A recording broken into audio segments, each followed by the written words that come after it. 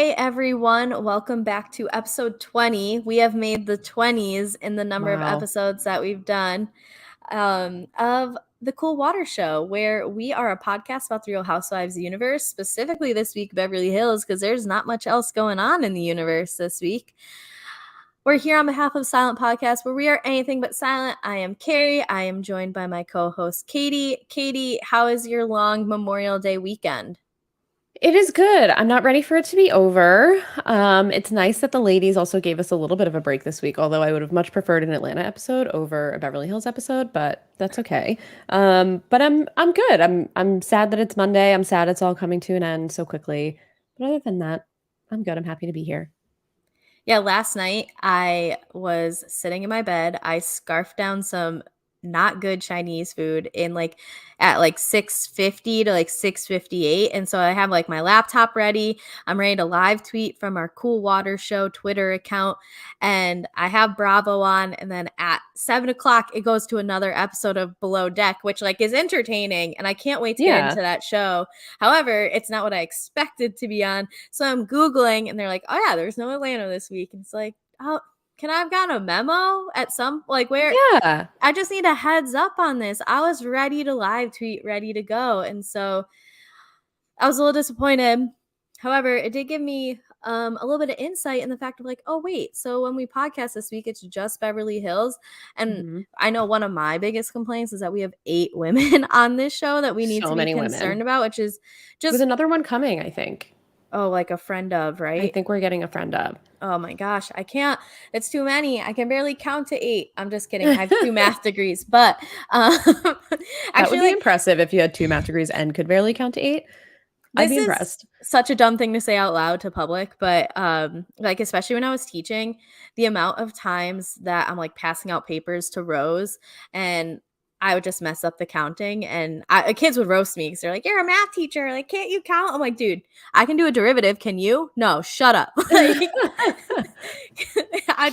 mess up the easy things, so I can do the hard things, I swear. Your brain is too caught up on the difficult things to think about the ezy things. It's fine. I messed up counting papers out all the time. I'm like, just keep them in the back. I'll get them later when you're not here, so I'm not embarrassed.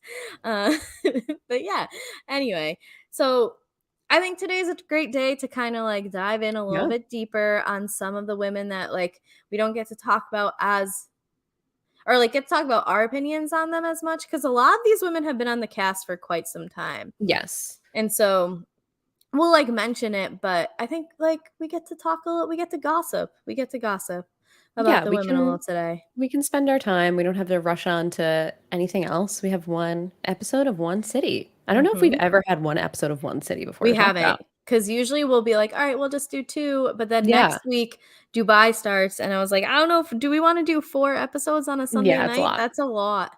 So we'll do 3 instead.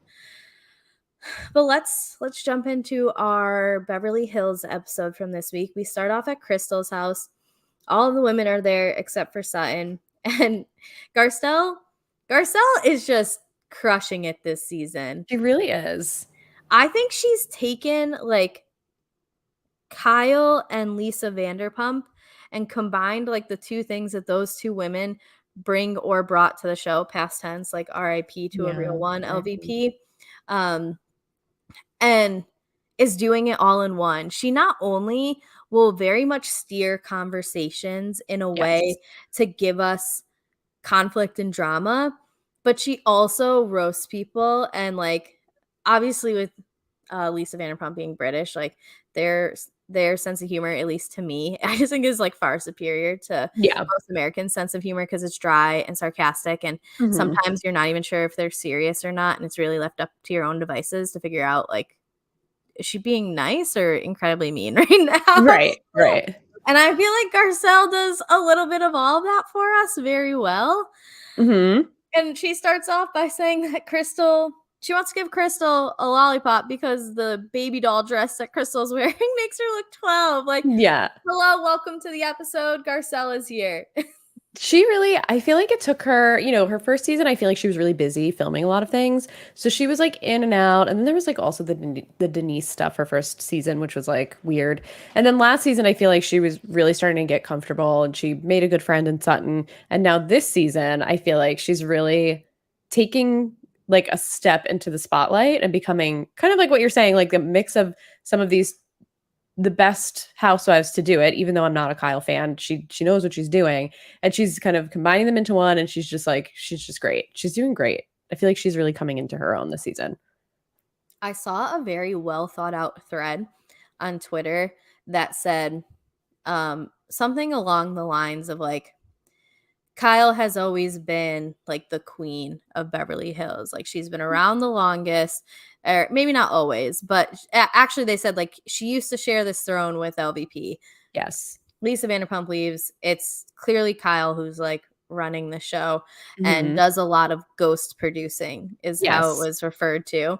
Yes. And then this person made points along the lines of like Garcelle is quickly coming for the throne, and Yes. showed different ways that like Garcelle has ghost produced throughout her like short time here and everything. And I think it was absolutely correct. If I can go back and find that, I'll retweet it from all of the accounts I have the passwords to, to which is 3 at this point, including my Yeah, own. I swear I'm professional on all of them. So, you are. You well, are. maybe not mine. Everywhere else, I'll Yeah, do the yeah. damage to me. So yeah, I'll try and go back and find that thread, but I thought it was really good. Yeah, I That think that's a really interesting point. I agree, and I actually don't think Kyle is good at it. I think she thinks mhm, she's good at it, but she's very obvious. mhm, Um, which not to get into like all the background of Beverly Hills here, but that's why I used to get so frustrated with Kyle because she always acted like she was really the good guy and that Lisa Vanderpump was the bad guy and the sniper from the side. But Kyle does a lot of those same things. She's just not mhm, as kind of smooth with it. It's just very, Lisa could really get away with doing it behind the scenes until people would like come out and be like, "Oh, she's manipulating me." Kyle's just kind of like obvious and was mhm. always kind of like second best at it, so she didn't get that attention, in my opinion. Yeah, and I mean, we see ramifications of it still in this episode from Yeah, things last year with like Sutton and Erica, yeah, and we can talk about that a little bit later. But there's definitely examples of how Kyle gets away with like starting shit and then just kind of backs off and lets everything unfold. yeah, She definitely knows what she's doing, but it's not sly. Not to say that Garcelle's is sly by any means, but hers feels like there is no element of her trying to be slick. Hers is exactly. very upfront to me, where it's like, for example, later on in this part that we were just about to talk about is um Kyle bringing up the Sutton conversation again, but Yeah. now it's to all the women. Kyle had only told Dorit before, Hmm. and their husbands, and now she brought up in front of everyone. And Garcelle shuts it down. Shuts it Yeah. down. She's like, "We're gonna wait until Sutton's here." Now Garcelle knew that at Kyle's store, there was an apology between Yes. Dorit and Sutton, and things kind of got smoothed out. But then later that night afterwards, Garcelle, once everyone's in the room, is like, now why don't we have the conversation about Sutton now that everyone's here? Exactly. Which she could have easily just not said that whatsoever. Right. However, it didn't feel slick to me. It just felt like, No, it did it. no, we should do this right now. Where I feel like Kyle tries to be sly and it's like, girl, we all see you. Like, Hmm. what do you I it's also feel like she kind of like fakes outrage about things too. Like, you mhm, need to let this go. This wasn't as big of a deal as you're making it. And also, it's not about you. So you mhm. need to like, this is just making you look like you're trying really hard. She is trying really hard. Always. So, we did just talk about it a little bit, but how we get into the conversation about Sutton's comments about Dorit is when Dorit leaves the room, Kyle goes to the rest of the women, like, did you hear the voicemail from today? And I'm wondering, and I'm not sure if you know, but was that voicemail left from Dorit to Kyle? I know it's from Dorit, obviously, but who was it I to? think it was to Kyle. So then I did think it she was to send it to Kyle. everyone? I don't know. This was very weird to me. And it also felt very like exploitive of Yes. Dorit and her trauma. Like, it's one thing to get this voicemail from Dorit, who obviously calls you and is in a moment of, you know, if anybody here has ever suffered from anxiety or has had a panic attack, it's like you feel like you're at your lowest low and you're just, you don't know how to fix yourself in those moments. Kind of as like Dorit was saying, she doesn't know how she's going to get there. And then for, you're very vulnerable in that state. So you're calling your friend and you're probably not even like present in terms of like understand or like remembering what you were saying in Mhm. those moments. You're recording a voicemail and then your friend not only is playing it to all of your other friends, but then in a confessional on a national television show seems a little gross to me. Yes. People have been saying things to her about this, I guess, on social media, and she said that supposedly that Dorit gave her permission, but that also seems weird to me. It's like, am I allowed to play this? Am I allowed to Right. play this voicemail of you in mid panic attack in your trauma publicly to the entire world? And she While goes, you're yes. in the room. Right. As soon as you walk away to the bathroom, yeah, it's very strange.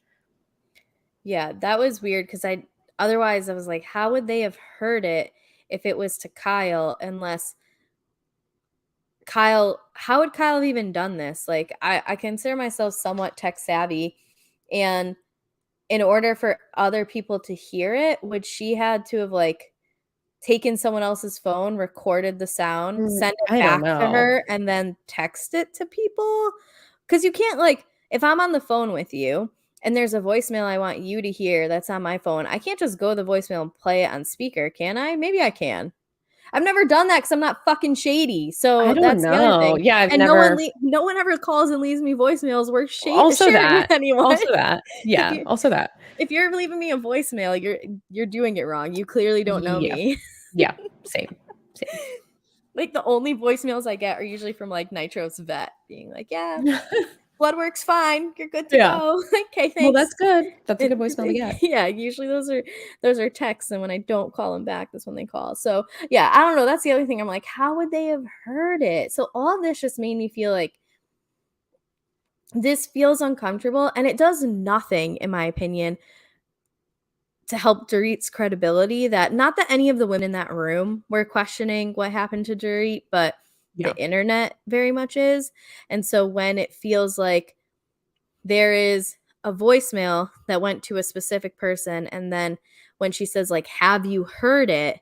To me it felt like it was on like TMZ or something. And Right. then so Right. I was like, It I was a don't weird way to phrase it for sure. yeah, I just all of it was strange to me.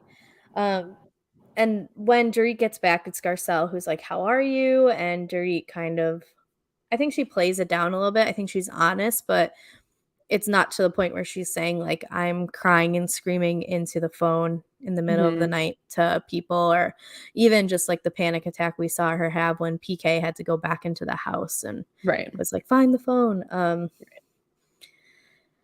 So Dorit says, like, "Yeah, I have to do a lot to get this to not affect me," and it's here Kyle tells everyone the question or the conversation that she had with Sutton, and Sutton making the comment. I think the big comment that everyone is really having trouble with Sutton saying is, "I'm sorry, it's not like I'm sorry I didn't have a gun held to my head this morning."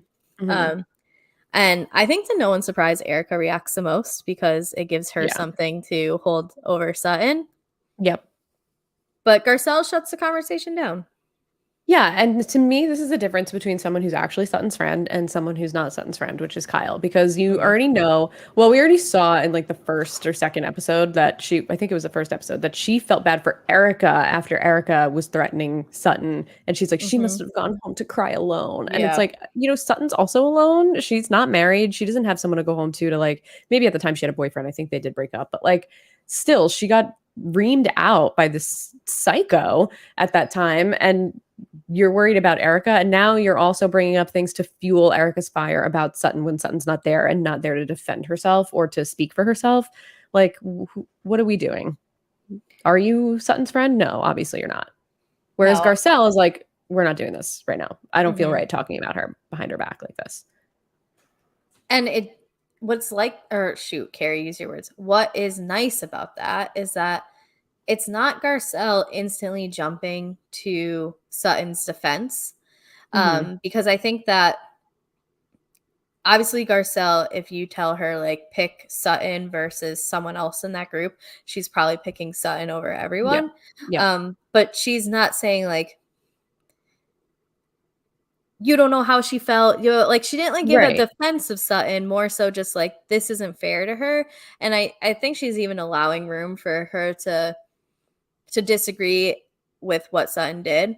And I don't know if any other woman in the room has the ability to do that when it comes to them and like their number one within the group. So like if Right. at, I think we kind of find out through like internet and social media and all this shit that like Lisa Rinna and Erica kind of have like a falling out this season. But in this moment, like I don't think that either one of them would take the um like this what's the word, impartial route. I'm like unequivocal, what is this, my words are just not coming to my brain. So Yeah. yes, I just think that like Garcelle, she's just so good, she's so She good, really is. she is really like escalating herself to the top. I mean, I don't know if there's anyone else it would be difficult to choose over her anyway right now. So Garcelle's my number one. Same. She's absolutely the star of the show for me right now. And I feel like there were a lot of years in between, like, we did only have 1 year where Lisa Vanderpump left, and then we had Denise, and then Garcelle came. But it felt like with that Lucy Apple Juicy scandal, and even like the years before, they get stuck on like this one specific storyline, and it just Hmm. is so boring. There are a lot of like very down years of Beverly Hills, and it feels like Garcelle, Sutton, and Crystal are like freshening up this franchise in a way that it really, really, really needed to be. Hmm. I agree with you. I don't even remember the Lucy Apple It's the Juicy. dog that Dorit. Oh, Yeah. okay. I know that as like Puppy Gate. Yes. Yeah. Okay. That was the dog's name. Lucy Apple Juice or something like that was the Okay. dog's name, which is just completely unhinged. As It's someone just who is unhinged. who has named more than like 7 or 8 dogs in my lifetime, I'm offended by that Yeah, name. it's offensive. It's an offensive name for sure. For sure. Not offensive in like a cultural way, more so just in like a why would you do that Yeah, to a like what dog? are we doing? Yeah, in an animal rights way. Before we leave this scene, Dorit says that she doesn't think she's going to bring this conversation up with Sutton, which a lot of the women like support because she already has Yeah. her own shit to deal with. So, and I That's quite the other frankly, thing. It's like, what? I'm sorry to interrupt you. That's just like the other thing. It's like, why are we making Dorit the center of all this drama when she's like mhm. literally dealing with a traumatic event that happened to her like days before? And surprisingly, of all people, like Lisa Rinna later in the episode is the one to make this point. And I'm like, Shocking. something is wrong when Lisa Yes. Rinna is the one saying, like, everyone put your weapons down. Yes. Let's bring peace when like Lisa Rinna's life goal is to just stir the fucking pot. Right. Shocking. Yeah, so it doesn't happen here. Just a lot of the women are like, yeah, we support you in that, and not wanting to bring it up to her. But later on, I was like, wow, this might be the first time I am Team Rinna on Yeah. anything. Ever. Literally ever. I can't think of another time, given Neither my can I. memory for this stuff is not great. So I'm just gonna say I can't think of another time. Yeah, it's fine. Yeah, never. So we get Kyle on her way to La Quinta, her house out in the desert, because Mhm. Kyle's opening a store. And we get this little story of like back when she opened her stores, retail was thriving. And then now retail has crashed due to COVID, or maybe just because you don't I think sell her good store shit. Yeah, I Because, think her stores were closed. Kyle by Aileen too. Inexplicable name, I guess is the better word. Were closed before COVID. Pretty sure COVID had nothing to do with that. She was kind of trying to pull the wool over our eyes on that one. yeah, also, maybe it's because your fashion is Is very not good. in a like there might be some people who like it, otherwise that could I be don't the know reason. any I don't know any people that like Kyle's fashion. Don't get me wrong, like I love big flowy shit because I just hate feeling fat on any given day. So like Same. the stuff for her that she has, like great in concept, but I also it's just like so bold and patterned. And so I Yeah. don't want to like hide feeling fat while also feeling like I'm standing out because I look like a multicolored zebra in the room, and that's kind of like Yeah, what for her sure. her passion is. So, anyway, she says that they're opening one down by the desert because the real estate is less expensive, and so it's less of a risk if the store fails. She tries to be relatable with us by asking where the nearest Jack in the Box is. So thank you for letting us know that you're one of us, Kyle. One Do you of think us. she was doing this because she saw Lisa Barlow doing this on Salt Lake City and people were like making it a thing about how, Lisa Barlow's so funny, she loves Taco Bell, like how it became a thing? Oh, I don't think that's out of the realm of possibilities. Yeah, I feel like she was like, "Oh, she did it, so like I can do it." Hmm. I think that's a possibility. I do have one thing that I am actually jealous of Kyle of, though, Mhm. and that's how easily her dogs jump in the car because I have Mm. to drag Nitro's ass into the car. He hates it. And so when I saw her two dogs just jump in, I'm like, oh man, what a life. That like Yeah. it's not a full-blown WWE match in the middle of the road with you and your dog trying to bring him to daycare at 7:15 on a Oh Monday my morning. god. Like you do live a life of luxury, Kyle, that I am Yeah. jealous of. Anyway, her dogs were the star of the show, Yes, specifically throughout. Bambi. Mhm. We got a lot of Bambi, and if you know that I'm a golden retriever fan. My dog is a Mhm. golden retriever, so I love this episode, not for the Real Housewives content, but for the Bambi content. Yes. I was here for it. Give me I'm more Bambi. I'm jealous of her ability, or like not her ability, I guess, but the I that she has a life that allows her to have just 5 dogs that can just like run all over the place. Like it's not feasible for a normal person to just have 5 dogs, but I Mhm. would I would love a life that allows me to have 5 dogs. I have 2 cats. They're not the same as dogs, very different. But like I would love to be able to just like open my sprawling backyard and be throwing balls outside for my dogs to just run around and catch. See, I would love that. that's at my parents' house. Like we we live in the suburbs. By we, I mean like they do. I don't anymore. I'm in Chicago, and I'm in a building with 6 apartments. But they have like a pretty decent sized backyard that's fenced in, and so they just like saunter around the backyard. We have 3 big dogs, like a golden retriever who is between like 90 and 100 pounds, a Mhm. Newfoundland that's like between 140 and 150, but could stand to lose some lbs. Sorry, Emmett, to put your shit on blast, but Aw. you're a little chunky right now. And then there's Brock, who's like he's a Leonberger, which are a combination of like German Shepherds, Newfoundlands, and Great Pyrenees. And they are massive and they're Mhm. muscular. So kind of like Kyle's dog, the non like it looked like a Yeah. German Shepherd. I don't know if it was full German Shepherd, but imagine like bigger and then that dog, like Yeah. much bigger. So 3 of them. So like 5 really isn't that unreasonable for me because there Mm. was one point where my mom was begging my dad to get a 4th dog. But Only one away from 5. in our town, you have to I think if you have more than 4, you have to get a it's either 4 or more than 4. You have to get a breeder's license, even though like Oh, all the you're not dogs breeding them. would be boys, so it'd be really Mhm. difficult Yeah. scientifically to breed them. But anyway, Yes. so like that lifestyle that you want, if you want, just go visit my parents. I know it's not 5, Okay. it's only 3, but Listen, 3's fine. they're very friendly, and my parents don't live too far from you because they're in Mhm. Connecticut. So if you want to live that Perfect. lifestyle for a day, we got a big ass deck. You can come throw Great. the ball Next around, time you're run here on the home. East Coast, I'm gonna come and play with your dogs. Okay, say less. That'll be great. I'm Yes. so excited. I'm gonna text my mom after this. Amazing. My dad will be like, "What the fuck are you doing?" Uh, anyway, back to Bambi. No, I'm just kidding. So, um, the next part of this show really, this is one of the moments for me that makes me realize, like, as much as I love Garcelle and find her relatable in terms of how she approaches conversations and everything, that we are not one and the same in the fact that she got this big ass Yeah. amethyst crystal butterfly Mhm. delivered. Like hears the doorbell ring. She's like, "Oh, what's that?" It's like, "Oh, it's my My art is here. butterfly."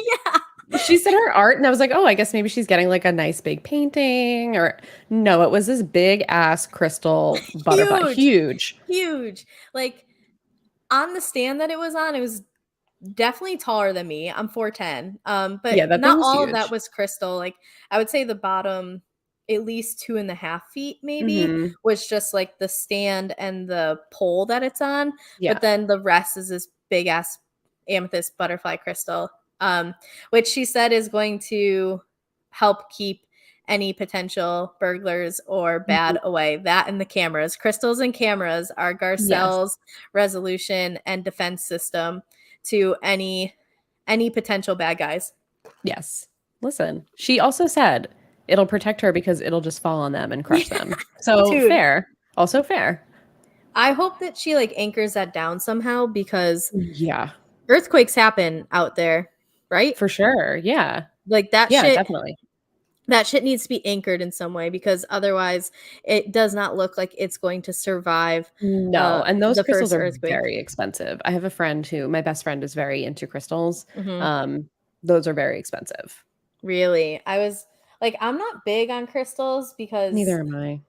I like some of them look really They're nice, beautiful, but like, what am I doing with crystals? right? Nothing. I'm not doing anything with I don't them. even know where it is. It's somewhere on this desk. This we hung out with my partner and I hung out with like his dad and a couple of his dad's friends, and one of them just like super hippie tripped out crystal dude, right? Like he was very nice, Hmm. but I don't know if you've ever watched Midnight Gospel on Netflix. It's like No, a I have not. cartoon show. It's actually like kind of strange but kind of cool where they like take podcasts of interviews with like very far out, Hmm. like it's not like you're interviewing a celebrity by any means, but Yeah. this person has like a niche role in whatever they do. And they take this podcast and they make a cartoon episode kind of like centered around the podcast, but it's not like literal. There's a lot of figurative stuff going Hmm. on. I don't know. It's trippy as fuck. And I the only reason I watched it was because this is when Lavelle and I were like just dating and he watched it. And so I watched it Yeah. so I'd have something to talk to him about because we don't watch any of the same TV shows. So like, yeah, I was trying to get laid by watching this. And Understandable. Listen, you gotta do what you um, gotta do. um I don't know, remind me of that. And he gave me like a crystal or whatever, and it's on this desk somewhere, and I just don't see it. And I'm like, what am I supposed to do with this? So Aw. I tried carrying it around for a few days to see if like anything changed. Yeah. And my principal was such a bitch to me that week that I was like, take the Oh no, you think it the was a bad crystal's luck? gotta go. Oh Crystal's no. gotta go. I cannot have this tension following me around. Oh my God. Not that. So maybe they're not meant for the workplace. Maybe they're just meant for home Maybe. in the shape of Maybe. butterflies. Maybe. I did a quick Google. So I found a amethyst, Mhm. large amethyst, 63 pounds, Whoa. 2 feet high, 24 inches, 2 feet. But the width is only 8.5 inches. So I think that these others, the wings were much wider than 8.5 inches. Uh-huh. As you know, I'm not good at measuring things based on our conversation on the challenge podcast this week. So don't quote me here, but it's $1,100 just for one like two Oh foot shit. 8-inch thing. So that thing was definitely very expensive. And this is just from some random ass website. So I'm sure she's paying much more than whatever this random ass And website is. the other thing that concerned me is like you're putting this on television. So like there's Yeah. people, especially if like they're big into stealing crystals or whatever, like, Right. okay, let's find her house. There's a Yeah. butterfly one just waiting to be grabbed. But I did think that as well. I'm like, cool that you think that this is going to protect you or whatever, but also like you were just advertising this for television. For sure. And it seems like her house isn't as like I don't know if Kyle has a gate. I don't know if Dorit is it a gated area. Maybe there's like Mhm. it's she's in a gated area, but like her house specifically doesn't look like she's on like such huge property that she's like isolated away from anybody. Like you could see other houses very close to her. Mhm. Yeah, that's true. Which This also also could be a weighs good 63 thing. pounds, by the way, 60, for that's two nuts. That's how feet. much my dog weighs. Hmm. Well, I don't know, he's put on a couple pounds. He's more like 67. But nonetheless, like that's heavy. I gotta squat Yeah. that thing from time to time. So Yeah. That's heavy. I found my one crystal. Oh, So if there you it know what it is. is, we should look it up so we could see if it's brings you tension in life He on told purpose. me the name and I can't remember because I don't know. But in conclusion, I have one. It sits on my desk. Because when I Cute. tried carrying it around in my pocket, Yeah. good things did not happen. I No. just maybe need a new crystal. All right. So, anyway, this is why it was like, let's just have one episode. We Yes, can go it's good. completely Yeah, we off were on the rails. tangents. This is a personality episode. Okay. Yeah, So, um, we have the time for it. If you, we do. the next thing, okay, I'm only including this because I think, or I know you know more about this than I do. Mm. when Erica was at her house and she was like, "Yeah, I can't resell my clothes due to bankruptcy trustees," because she was basically like they were trying to pick out outfits for this upcoming weekend, and she's like, "I've worn most of this stuff before. I used to just resell this and buy new clothes, but I can't do that right now due to Mhm. bankruptcy trustees." So I know that you're like more knowledgeable about the whole Erica Jane situation than I am, but do you understand that statement at all?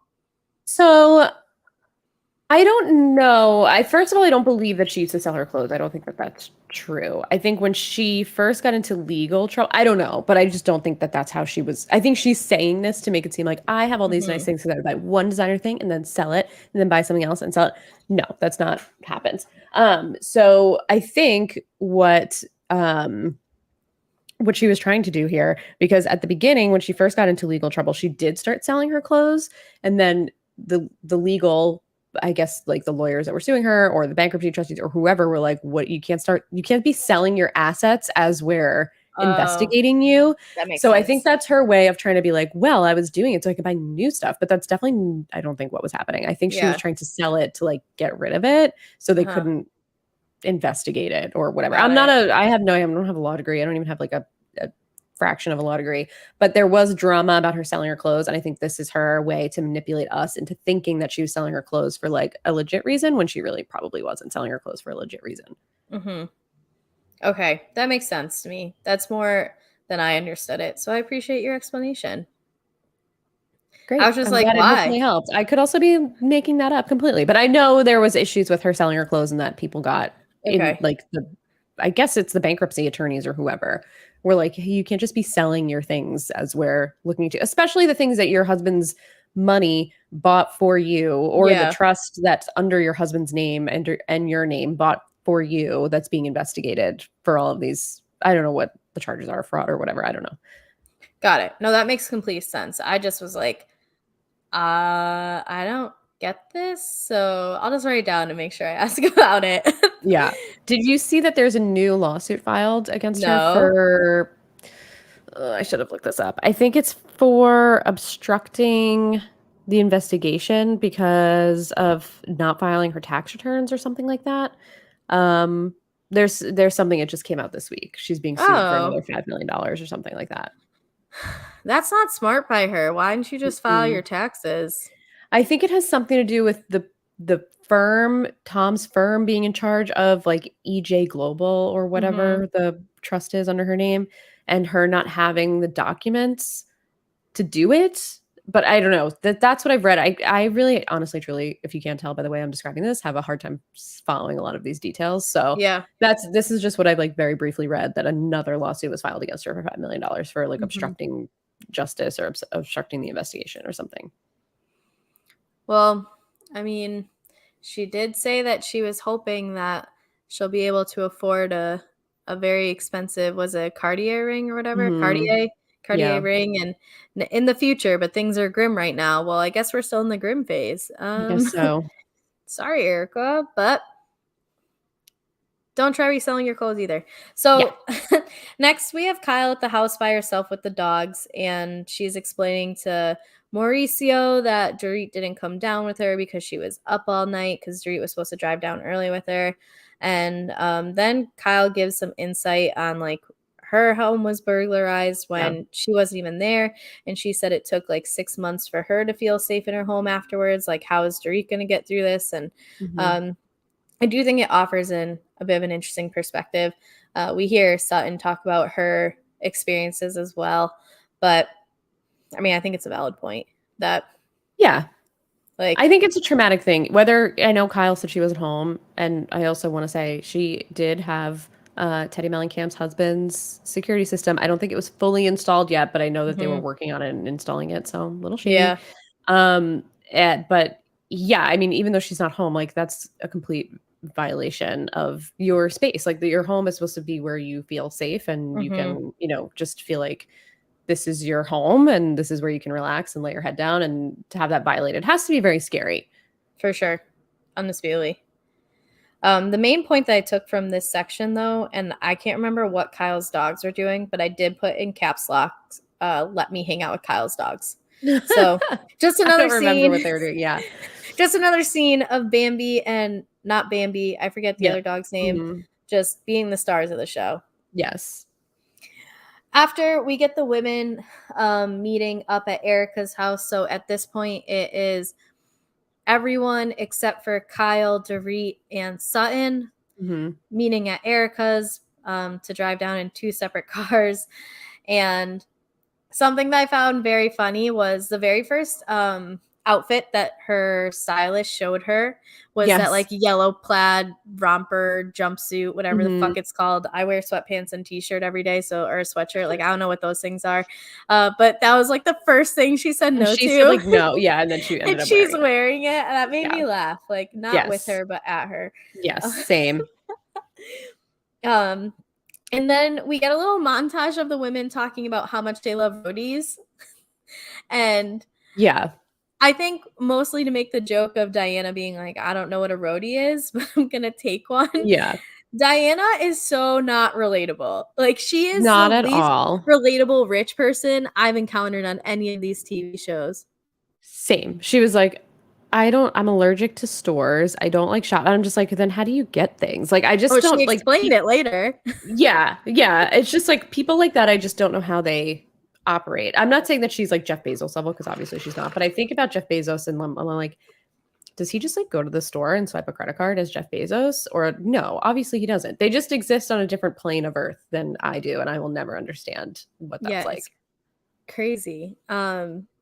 I just got a very funny text message from my roommate who's in Las Vegas right now.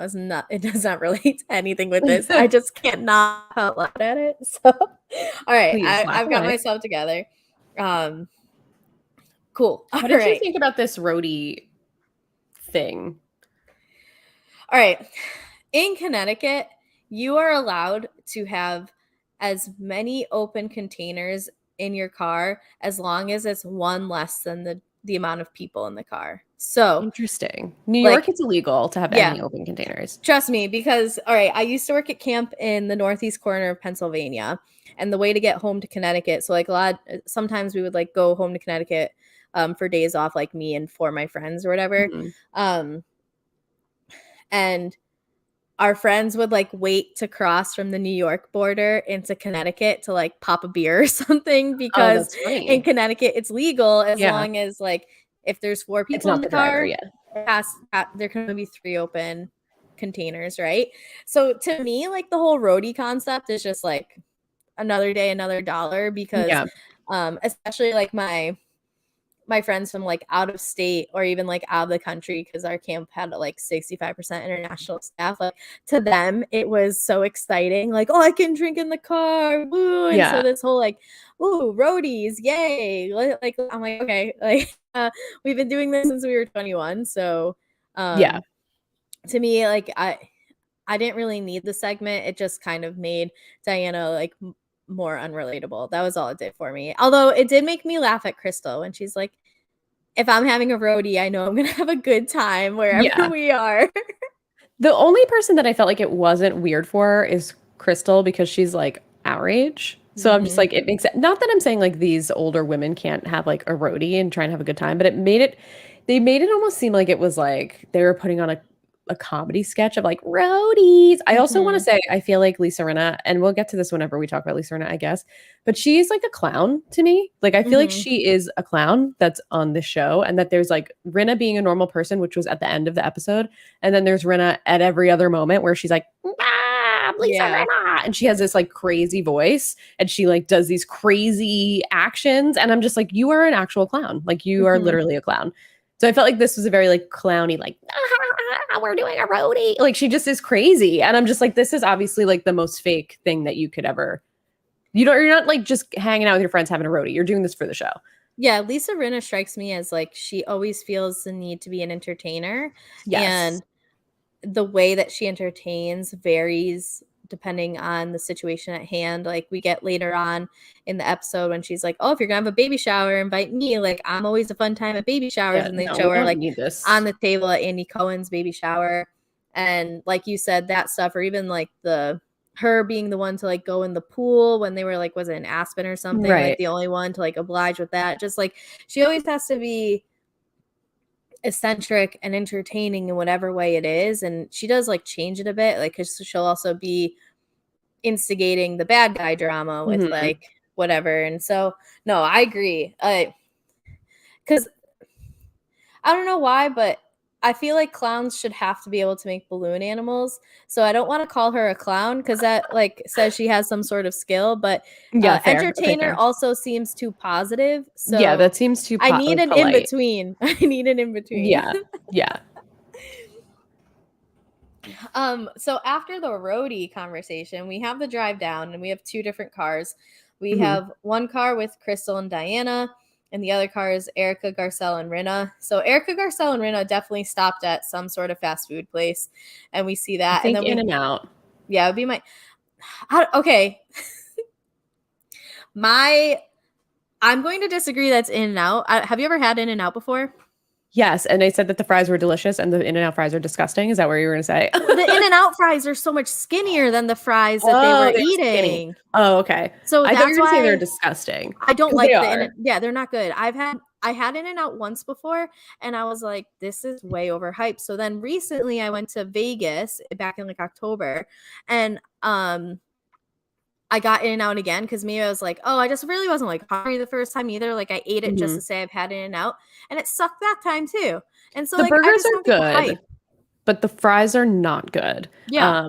They're really bad actually. But I So think Marcel was saying, "Can we go to an In and Out?" But maybe they went somewhere else. yeah, I thought the fries were too big to be Yeah, In and Out fries, but could be. I don't know where they would have went otherwise. I mean, obviously there's other places, but I can't identify where it was based off the fries. However, I Yeah, do think it was too big to be In and Out. Anyway, it's a mystery. yeah, And then the difference in like the two cars where you have like Crystal and Diana, Crystal and Diana's conversation again, just yes, I like Crystal more and more. There's never been an instance where I haven't really same. been a fan of Crystal, but she really gets to, especially like playing off Diana, she gets to come across as far more relatable, even though when she's like rich as fuck and is married to someone who like created Lion King. So like Right. she doesn't ever really have to worry about money or buying things 3 years on sale like she says she Yeah, does. Um, Although that could just be like from growing up that way. Like I get it. I get it. But when she goes, "Do you ever go to the outlets?" And Diana goes, "What's an outlet?" And Diana goes, "I don't go shopping. Oh my gosh, designers send me stuff." So this answers your question of yeah, yeah, how do you get clothes in, because she said she basically has like high-end Stitch Fix where yeah, designers send her things. She says she likes or doesn't like things, sends back what she doesn't want, and they just charge her for what she keeps. yeah. Which is kind of ideal. Speaking of Stitch Fix, I'm gonna go off on a little tangent. I used to use, or I have been using Nordstrom's Trunk Club. I Mm-hmm. started it like a couple of months ago, and I was like, let me just see what this is like. And I loved it. It was just so fun, like having, even though I know like it didn't really keep a lot of things, it was just fun getting like a surprise in the mail of like clothes that I could try on and then just send back if I didn't want them. And they just closed. So I'm so Oh, upset. that So I'm sucks. like, I guess I'll try Stitch Fix. So I have my first Stitch Fix coming this week Oh, just to you see if should have it's the told me. same. I have a code. I could have. Oh, I should have told you. Damn. I've been Stitch Fixing for a long time, and that's the reason I like it, is because I am short, but I have some big ass thighs, and so like Hmm. finding pants that fit me is very difficult. And Yeah. also, I am like Diana. I don't like going to stores. Yeah. So it took some serious feedback, both in like other things in terms of like the shirts and jackets they send and stuff, but more so like once I found size of pants that fit me, that Yeah. like it's now when I like last time or maybe 2 times ago, because I just started a new job somewhat recently, like I need not jeans because I could just wear jeans and a t-shirt to school every day and like no one said anything. Yeah. So I'd like need dress pants. I was like, please send dress pants, at least like 2 or 3 pairs, and everything that was sent fit. It was nice, Amazing. like not having to worry about going out and trying things on Yeah, which or is such whatever, like or a ordering online and then returning because like I'm bad at that. same. So I do really, really like Stitch Fix for that reason. However, you do have to be very explicit in your feedback. One Okay. time I said, I would rather do 3 shots of bleach than ever wear this denim rhinestone jacket. And Oh my God, not denim rhinestone jacket. yeah, Okay. I All mean, right, that's good to know. That's good to know. but if they do take your feedback into consideration, and Okay, what's good. kind of cool, they started doing something where they like send you an email ahead of time with like 10 What to they're gonna 12 send. items, and then if there's things that you like, you pick them, so you know you'll definitely get those sent to Oh, you. good. Okay, So good. like my last one, there was only one thing of like the 12 that they said that like I could pick from that I liked. So there was 4 open spots for me to like get shit sent to me, and I Ooh, was like, "Oh god, this could be bad," cuz like that's a lot of you're just things I leaving don't them know up what to to their yeah, own. Yeah. and I loved everything. I kept Mm. everything. So Okay, great. I I'm am glad that I team brought this Stitch up. Fix. Yes, I am Okay, team good to Stitch know. Fix. Just make sure that, especially a lot of people will be like, "Oh, I didn't get anything I liked the first couple of times." And you really, really, really have to be explicit in the feedback. And if they like, they'll send you a message saying, like, "Is there anything that you want?" Sometimes I've been like, "I want a pair of like very light blue jeans," and they'll Yeah. send like a couple to pick from or whatever. So you have to really communicate with them. But Okay. if you Okay. do, it's worth your time and money. Okay. I So, see. I didn't communicate with the Nordstrom people. They were kind of the same. Like they sent you the stuff in the beginning, or they would say mhm. like, "What do you want?" or "Why didn't you like this?" And I would like just select like the boxes, but I wouldn't actually tell them why. So now I'll make sure to tell them why in Stitch Fix. It makes your experience a lot like you'll get clothes you like more consistently Okay, great. faster. So Perfect. Stitch Fix, can you please Sponsor us. yeah, we just gave you like a fucking 5-minute free ad on Yeah. here. So Yeah. I'll be reaching out with a recording of Yeah. our Sponsor podcast us. so that you can hear all the great things we just said. Brought to you by Stitch Fix. Not really, but maybe in the future. This fake ad is brought to you by Yeah. this real company. Yeah. All right. So after this whole conversation of Crystal and Diana not knowing what outlets are, and Crystal saying she waits 3 years and then buys designer things on sale, Hmm. everyone ends up, well, I shouldn't say everyone ends up at the house. Everyone ends up at the establishment they're staying in. So Yes. the women have to split into 2 different groups because there's not enough bedrooms in the house. So Diana, Crystal, and Sutton are staying at the hotel, and Garcelle, Erica, Rinna, Dorit, and Kyle are staying at Kyle's house. Another level of rich that I will never get to is having people to send to a hotel before I get there to make sure that it is cozy enough for me. Hmm. How do you feel about Diana's cozy team? The cozy security team, if you will. I would like to know how much they get paid.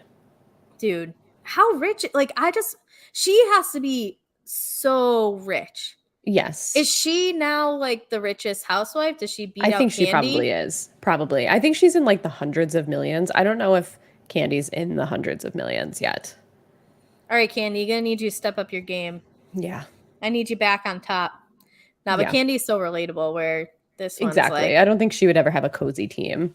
what's a store? Right. Right.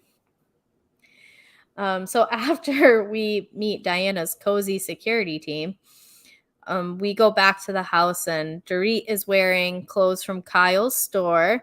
And Hmm. They were uh cute. okay, again, I'm not a fashionista, so my opinion is definitely not worth anything, but I thought that she was wearing like just really nice pajamas. They did look very pajama-esque, like a pajama suit kind of. Mhm. But I like the color. Yeah, I like the color, and once I realized that it was supposed to be not pajamas, I was like, "Oh, okay." Yeah. But I did think that she was wearing pajamas, just very nice ones. Yeah. I liked it. I'm not a dress person. I wear pants. I lean toward pants. So any Mhm. like pantsuit, like if that's a more fancy outfit that's pants, I enjoy it. And I feel like a lot of the housewives have been kind of rocking like a suit lately, like a power Yeah. suit. Like even Rinna when at Harry's birthday when she had that like neon green suit, I was like, okay, I don't hate this. Yeah, I agree, and I mean, it looked comfortable. Well, that's what I Yeah. go for more than anything Yeah. is, am I comfortable in this? Yeah, like give me a very stylish, like tailored looking suit. I'm happy with it. The next part before we hop over to Sutton and Crystal is we get a little bit of explanation of Dorit saying like I feel nice like wanting to get dressed up today. Like the women were Hmm. complimenting her and how she looks, and she's like, it's just been really hard. And we've actually like seen that even when they were at Crystal's house. Like Dorit was in like athleisure. Given she still looks fucking hot in athleisure. Like Yeah. I look like a goddamn scrub. So like um, Same. Same. um it's not like it's a negative. I don't mean it in a negative way, but they do again focus on some of the ramifications of this experience she's gone through. Hmm. I am hoping that in the next episode, because I do think that the ball has been dropped a little bit here on Bravo's end to kind of like, I don't know, maybe give some sort of PSA or a bit stronger of like, hey, if you've experienced something and you're realizing like Hmm. getting out of bed is difficult, or like you don't want to look what is presentable for you, because like me and Yeah. Dorit's presentable are two different things, or like Yeah. these signs of depression, or Yeah. like the direct consequences of going through a traumatic event. Like it feels like we are mentioning them but not doing enough to be like, get help, get support. um and I know that in the preview we see Dorit at a therapist, but I do wish that we had something, because these feelings aren't just limited to someone who had their house broken into. No. You can Yeah. feel these things for a variety of reasons. Absolutely. And I do think that Bravo should be using the platform to kind of connect the dots a bit better on like, Yeah. not that Just it doesn't. promoting being aware of your mental health, Yeah, right? Like, exactly. I think it's totally to your point. I completely agree. And I think she's just displaying very obvious signs of anxiety and depression that a lot of people feel in their everyday lives. You're right, that didn't maybe face a traumatic event, or who did maybe a long time ago and are still dealing with the outcome of that. I think Kyle does a little bit of a disservice to kind of some of this because of the way she feels like she's exploiting Dorit a little bit. Maybe this is Bravo's way of like pushing this story to the forefront, but I do wish they, exactly what you're saying, kind of like made Dorit like a champion of mental health awareness or Hmm. something like that. And like that Dorit was like, now that I'm experiencing this, like I want other people to be aware of their mental health.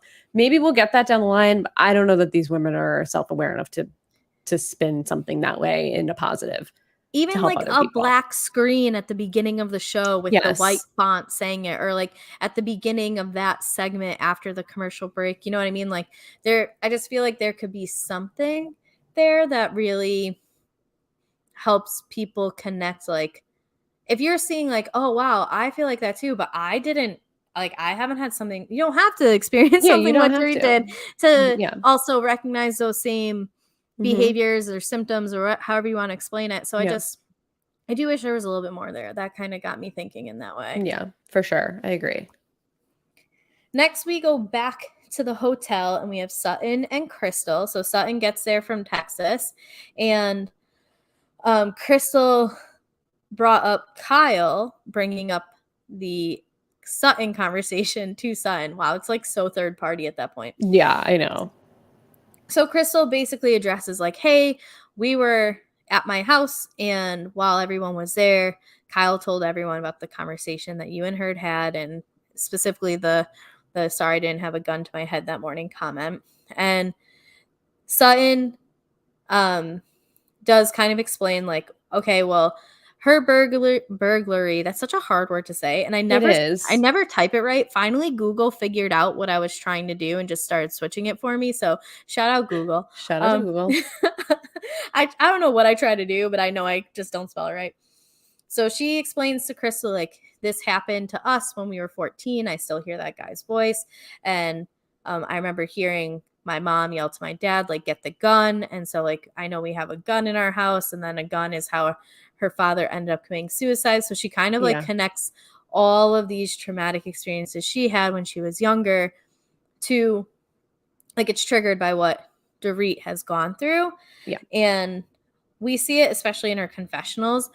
But I think we said this last week. I might have brought it up, or I don't remember if you brought it up and I agreed, but she gets into it later as well that Sutton sucks on her feet. Like she says Yes, dumb shit in the she moment, does.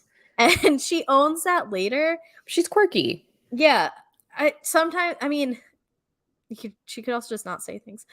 When True. she feels That's like true. she's under under pressure to say something. But this isn't the first time that we've seen this, but she is trying to open up about it to Crystal, and we'll see like throughout the episode how that happens. But I just think that I think Sutton just needs to learn like how to respond when she's uncomfortable. Yes. That's Yes, I Sutton's agree. biggest issue, in my opinion. I agree. I agree. She's not, yes, she's not quick on her feet. She does not handle conflict well in a way that like presents herself in the best light, for sure. Yeah. And I did like that Crystal said, like, hey, we've had our shit, but I'm at a Yeah. place in our friendship where I want to be forthcoming with you and like let you know I'm on your side, and telling her about it. So again, just like another reason that I continue to like Crystal throughout Yes. more and more. After this segment, we go to Kyle's new store, and I have something that I need to complain about. Okay. So Kyle's first thing is she's like, "Oh my god, we have to do this last minute scramble, but I also need everything to be perfect." People like that annoy the fuck out of me, because like Yeah. pick a lane. You're either a procrastinator or a perfectionist, and I know people who claim to be both, but I'm sorry, you can't be, because that's not Yeah. how it goes. If you're a perfectionist, you like are doing so much time wise like out from the thing, and if you think you are a perfectionist scrambling last minute, then I think you don't know what a perfectionist is. I agree. And I also feel like this is totally put on. Like, this is probably the first time she's ever been to the store. Maybe with the day before we saw her Mhm. there, but like, she's putting this on for the cameras to make it seem like, oh, they can't do this without me. When like realistically, she's probably barely involved. And this is the designer. I think her name is Sahida, right? Mhm. I think that this is like Sahida's actual store and her baby, and Kyle just is giving her money towards it and putting her name on the front. Yeah. And if I were Sahida, I would fucking hate Kyle. And it seems like she does, from based on what we saw in the fashion show. I think it was last season. And then like even on the phone, she's just like, yeah, okay, I'm here. Like whatever. It just seemed like she was like not here for Kyle, which like I would be so irritated if I was just like breaking my back getting the store together. And then this chick comes in the day of, just because she's filming a show with her friends there, and is like, oh, where are the flowers? Oh my God, nothing's done until I get here. I'd be like, fuck you, Kyle. Fuck you. Mhm. No, that's a great point. I didn't think of that at all. That's At just all. totally the vibe she gives off. Oh, absolutely. And she does it every time. She does it at all of her parties too. It's like, Mhm. oh, I need to get ready, and Mauricio's not dressed, and I need to go out. Oh my God, these flowers are not the right. It's just like, stop. Just stop. Yeah. I don't know. Maybe my opinion on like you can't be both is wrong. I just think that if you are a procrastinator like you claim, then you're good with like you need things to be good enough. But if you're a perfectionist, like Yeah. you have been sorting these things and Yes. paying the people and Mm-hmm. just Thinking that of every single possible detail that you could think right. of. Yeah. I'm just watching this. I'm like, I'm annoyed by you. Yes. Same. We have a first in this experience. We have Diana's first store opening. Yay, Yeah. Diana. So Congrats, happy for Diana. you. She walked in acting Congrats. like she had no idea what to do, to which, like, what were you expecting to do? Right. She almost looked uncomfortable.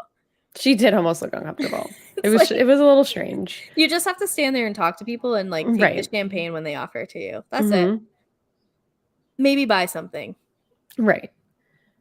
So, um, I didn't recognize Teddy when they're like, "Oh, Teddy, blah blah blah." I was like, "Is that Teddy? Teddy?" Like Ugh. she's a much darker brunette, but Teddy was there. So they're still Yeah. good friends. Yeah. Hmm. Yeah. They're good friends. They're in like an alliance called the Fox Force 5. You've heard of them or Yes. no? Yeah. So I Yes. think Teddy's one of the five. But yeah, they're still good friends. At least she and Kyle are. I don't know, but I think she's still friends with Dorit as well. Man. So I guess I still have looking forward to in my old age naming my friend groups. Like I thought that ended, but Yeah. Well, okay. no. This is why we hate them. This is why they're awful. It's my alliance name. Yeah. She was Diana. preparing for Big Brother early, I guess. Yeah. Oh, it didn't work out well. No, it didn't. It's better luck next time. No, please don't let there be a No, no, next next time. time, please. Yeah. Diana's explanation of Kyle's clothes was pretty funny. She like Yes. I think she like tried to compliment them, I think but so then too, but it came out very shady. yeah, she was like, I would wear these clothes at my own house. And it's Yeah, like, she's like, even in my house. I was like, is this a good thing or a yeah, like bad would thing? you wear Like, them out of your house? yeah, Please explain. yeah, And after Diana, we get the ribbon cutting. And to me, it felt like someone went and got at Party City like 6 minutes before they needed it yeah. because the flamingos and the other things Yeah, like what hanging was off of it. that? It looked like it was something that was supposed to be hanging from the walls at like a Hawaiian themed birthday Right. party. So And that was weird. the ribbon. Are there flamingos in the desert that we don't know about? Because Yeah, I'm pretty this like sure did not those. fit the theme. No, I was so confused by it. And like even the theme of the store, it didn't. It does. It to me. I actually wrote it down like this. Did they go to Party City before this? Right. Did they pick this up? Yeah. That was a perfectionist. Just kidding. That was a procrastinator finding that ribbon. Yeah, for sure. This also pissed me off because again, she was like, "Thank you all for all of your support. This means so much to me." But it's like, where's Sahita? Why Yeah, isn't Sahita up there with you? yeah. Why aren't you Sahita, thanking her? She didn't even mention her name. She's Sahita the would have cut the designer. ribbon on the first try. Yeah, exactly. To be fair, she probably has far more experience cutting cloth than Kyle does. For sure. Kyle's just the Absolutely. name and the money. Yep. Yep. So then we get Sun and Dorit's conversation, and Sun asked Dorit how she's doing, and Dorit said that she's had a rough couple of nights, and Sun says like, I know you know what I said. That was a very terrible thing for me Hmm. to say. When I get upset, I say weird things, which is what we were Hmm. talking about earlier, and I'm sorry for that. Yep. And Dorit accepts the apology, and she says in her confessional that she thinks that the apology was sincere. And I mean, there wasn't any hints of it not being sincere. Yeah, it seems sincere to me. It seems like Sutton was like, listen, I put my foot in my mouth because when I get uncomfortable, I don't know what the right thing is to say, and I fucked up. Yeah, Like, I don't think you need more than that. no. I do think that she came across far more sincere when she was talking to Dorit than in the second conversation with Yeah. Kyle that we saw in the like, what? Wait, that's weird. Why would I ever say it was like, no, we have it on Yeah. camera that you Yeah. said this. That was weird. So you did say it, but I Yeah. like she said, even in last season when we had like the I don't see color comment and followed by the I feel violated situation. Hmm. Hmm.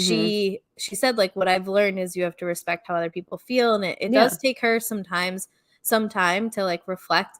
And I think she also has to remove herself from a situation because like if you Yes. look at last year's stuff, it all happened in that house. She didn't have the opportunity to be away from the women, maybe talk to Hmm. someone who's not one of them and kind of like figure it out however she needed to. Where in this instance, it's been a couple of days and she's been removed from the women. She's back. Like,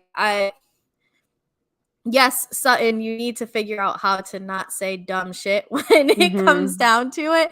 But I don't think that she's insincere in her apology. No, I don't think so either.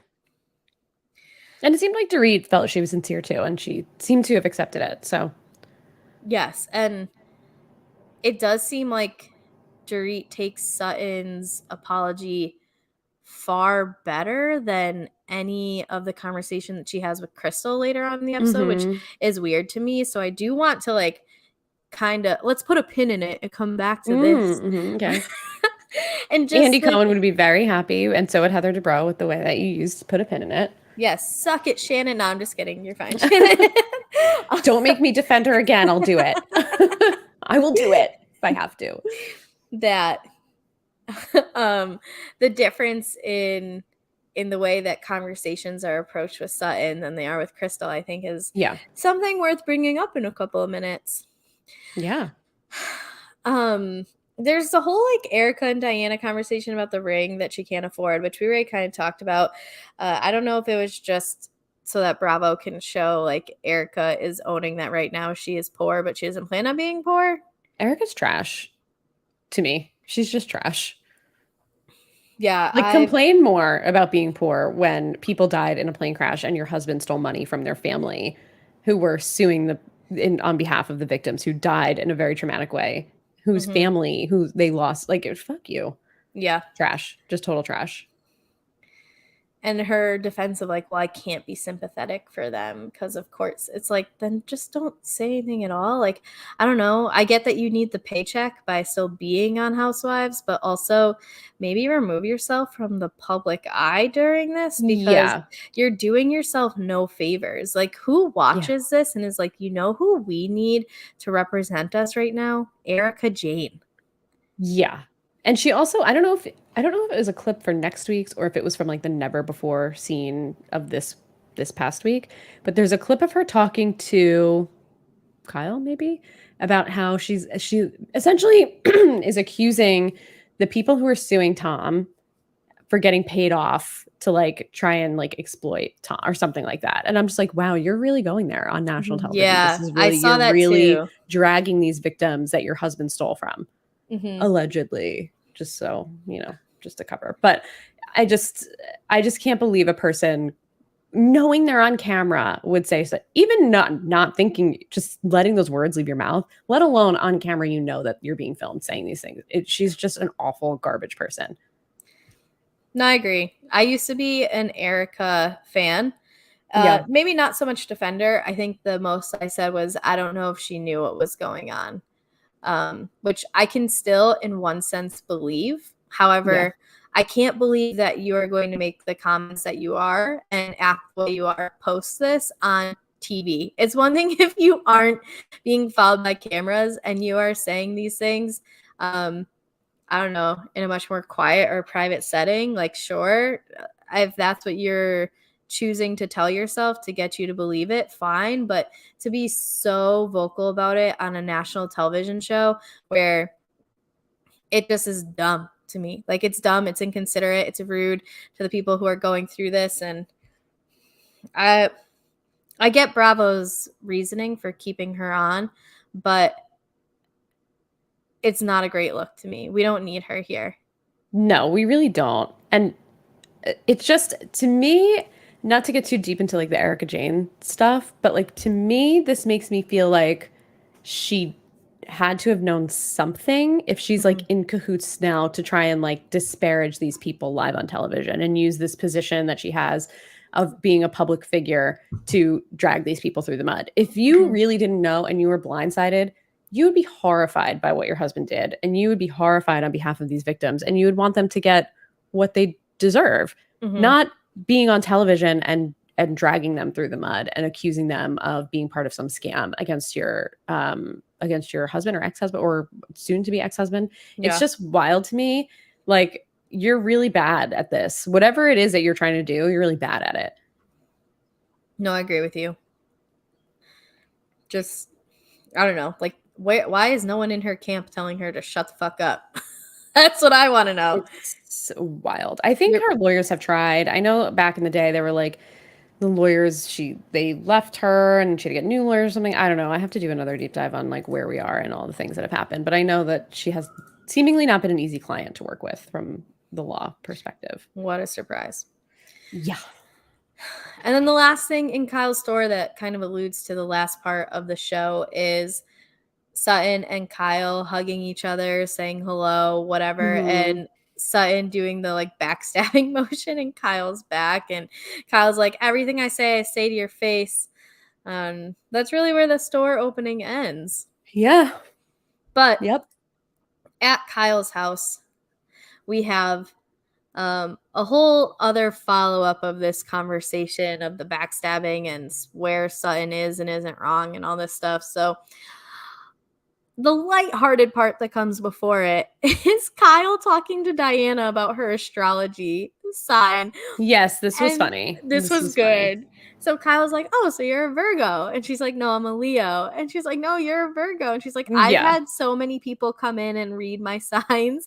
And then of course Bravo shows like Virgo August 23rd to whatever. Yes. And then she says like Kim's daughter has the same birthday. Yeah. So Very funny. I've had my chart read by many astrologists. yeah, Astrologists? Yeah, astrologists. I think that's right. Yeah. Just she was like, "You know what, Diana, who am I to tell you what you are? It's Yeah. very Virgo of you to be whatever Hmm. you want to be." Yeah. I don't know anything about astrology, and so I was so entertained by this. I did Yeah. think it I was know the good. bare minimum, but it was very funny. Yes. And before we all sit down and talk about how everybody is not happy with things that involve Sutton, I would like to say I just want to be friends with people who can just afford to have tuna tartare at every single party. Same. Tuna tartare is so good. So good. And So good. I just want to show up at my friend's house casually after their store opening, Yeah, and and be like, here, have some tuna there's tartare to like snack 40 on. plates of it, and there's Yeah. only 8 of us, which means I get 5 to myself. Yeah. And a caprese salad. I'd love a caprese salad. Mhm. And just like me, Bambi always wants good food. Bambi jumping up and just well, first it was in this part. Bambi snatching Lisa Rinna's steak right off of her Yes. plate. Yes. That was amazing. Good on you, Bambi. Yes. Get the Hilarious. bag. And then I don't know if it was Bambi or the other dog that just like walked across the table when they were outside. Did one of the dogs like get up and just like run across the table, or am I making that up? There might have been. I could be making that up. I think you might be right. I know that we see Bambi later on jumping up to the not all the way on the counter, but like front paws up and taking something else. Uh, yeah, she's got some counter surfers in her Yeah. house, Kyle, which is funny to me because like I could leave food in front of Nitro and he like doesn't take it. So to see him like walk up and just snatch it, I was like, oh man, I haven't Yeah. done any training with you, Nitro, but you're just such a good boy. He's sleeping, he can't hear me. Uh, so again, Bambi just being the star of the show. More Bambi, Yes. less Yes. Erica, less Rinna. Please. Only if Rinna's providing the steak for Bambi, then Right. Rinna's allowed. Right. So then we get Garcelle doing Garcelle things, which is okay. Now that we're all here, let's talk about Sutton. Yeah. And I love that Garcelle was like, well, they did already apologize, but we said we were going to talk about Mhm. it, so let's talk about it. Yeah, let's just reopen this one real quick. So Kyle says everything I said to Sutton's face, which to be fair is true. I'm not gonna say that Kyle is lying about that, but it's more so the fact that did you really need to bring it up in front of everybody Yeah, like at Crystal's this is house? not something that needs to be a group conflict. And this is why Right. Beverly Hills is so annoying. They take the smallest thing and they can't let it go, and then they have to have every single person involved when every other franchise can have like 5 different things happening at once and getting it resolved within like an episode or two. They just hold on to things. This was in the first episode, and we're on the third episode now, and they're still holding on to it. Mm-hmm. And after that, it's a mix of like confessionals and the group in person, but Sun says things like, I shouldn't have put myself before Dorit. And Dorit said, like, it did feel genuine when she apologized. So, like, I wish the conversation just kind of like ended there because why Hmm. are we still doing this? But we are. So, in Hmm. confessional, Sutton said, like, when my father died, I didn't want people calling me and coming over because then I felt like I had to entertain them. And that's why I didn't go over there after because someone made a point of like, well, where were you? Like, you didn't come over with us if you're Dorit's friend or whatever. Yep. And she's like, I didn't want her feeling like she had to go and put out a platter for me because that's the type of person that Dorit is. And to be fair, that is the type of person that Dorit is. She Yeah, always like totally. prides herself on entertaining well. Yeah. So I get Sometimes it that. helps people, like it puts their mind onto something else. But Mm-hmm. like Sutton is trying to be respectful here, I think. I really do think so. Oh, and I mean, Sun's basing it off of her own Exactly. experiences. I Exactly. I think it's hard to gauge how someone else is going to deal with this. And we did get PK saying earlier in the episode to Kyle, like, yeah, she's fine when she's with you guys, but then she comes home and she has like these pains from these panic attacks Hmm. and these things. And Kyle said, yeah, like we're a distraction, which makes total sense. Like Yeah. I understand that entirely. I don't think in any instance of anything that's being said in the Sutton or Dorit or like the Sun Dorit area of tension, maybe we can call it. I don't Yeah. even think it's a conflict. Anyone is like lying or trying to be shady or doing things negatively. Like Sutton said something she shouldn't have. She has Hmm. apologized. So, Dorit's accept it. Let's Yeah. just go. Exactly. And now Let's we can eat move some on. tuna tartare. Yes. Okay, but then Diana, who has known Sutton for approximately like a day and a half, I think at this Yeah. point. Like a total of 45 minutes probably Yeah, altogether. Yeah. chimes in and she's like, I don't know Sutton well, but I think she's clumsy with her words and behavior. She says things that really hurt people. Doesn't Sutton or doesn't she doesn't think that Sutton understands how those words affect other people, but she respects that Sutton is always trying to work on herself and apologize. And of course, this opens the door for other people to jump on the, yeah, Sutton says dumb shit train. Yep. Yep. Which, like, And Diana's weird right, and says weird things. right, I think she was trying to, like, kind of back up Sutton here, but it came off in a very rude way. right. Like, this is my first impression that here's something negative, but here's then something Yeah. positive, It but was the kind of like damage was a, done with the negative. yeah, it was like almost like a backhanded because she's like, her words hurt people. And then they like flash back to her and Rinna at the table when Mm-hmm. Rinna started that. I mean, I guess Sutton kind of started it, but like Rinna really started it was like, Yeah. you canceled the table. And obviously I don't think that table was canceled. No, and that's, I mean, ask Reddit. They'll figure it out. Yeah, I'm sure it's all over the place. So then we get a little bit of like Sutton and Kyle exchange. Like, you weren't empathetic. Yes, I was. You weren't. It's like, thankfully they got shut down, but Yes. it only got shut down because it then opened another conversation from Yeah. last year. And Mm-hmm. I'm wondering, so actually let's set the table here. So this is where Crystal chimes in, and she is taking Sutton's side in this. Yeah. However, it's unfortunately at the expense of Sutton that she's taking Yeah. Sutton's side in terms of bringing up the previous year when she said she felt violated when Sutton came in and she was naked in her room, and everyone was telling Crystal that, like, you're being dramatic, saying you're violated is too much. Like, sure, it was rude that she came in and, like, but you don't have the right to say that you felt violated because that's such Right. like a hefty word. Yes. Now, I think that usually on our podcast, we are anti bringing shit up from the past to make your point in the Yes. present. Yes. How do you feel about Crystal doing this in this moment? I feel like she obviously was like, these women are complete hypocrites. So Mm-hmm. in that sense, I'm like fine with it because she's calling out this group of women who just gang up on people, Mm-hmm. like we were saying, over the smallest little things. And they did it to her last year because they all liked Sutton, except for Erica, I guess, up until a certain point, and wanted to have her back. So they were trying to tell Crystal, like, no, what you're saying is not true, even though none of us were there and you didn't feel violated. And she sees them doing the same thing to Sutton in the sense Mm-hmm. of like, well, you don't feel empathetic. You weren't being empathetic in that moment. Mm-hmm. And that's just like, stop telling her how to feel or how she felt. She knows how she felt. What did you think about her use of the term gaslighting? Were you okay with it? I know you're very particular. So I actually wrote Which down. I agree with you. Okay. She said, it's gaslighting that you are telling someone that they are feeling wrong. I was not given any understanding in terms of how she felt. So that's what she explained about, like, in terms of the use of gaslighting.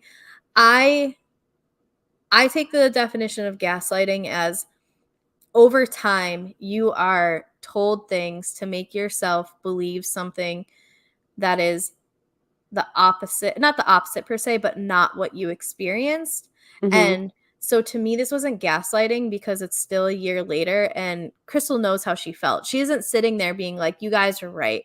I wasn't Yeah. violated. So Yeah. I think in this, she wasn't gaslighted as much as it was she faced a lot of opposition in terms of people not being empathetic or understanding to her. Yeah.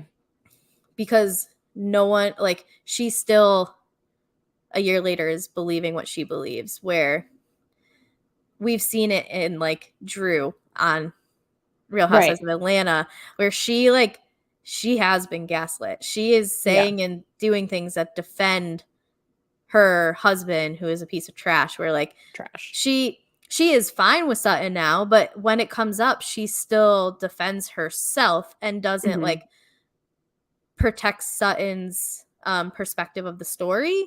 So I Right. personally didn't find it to be gaslighting. Yeah, I could see where she was going with it, where they're like trying to manipulate her into feeling that what she felt was invalid.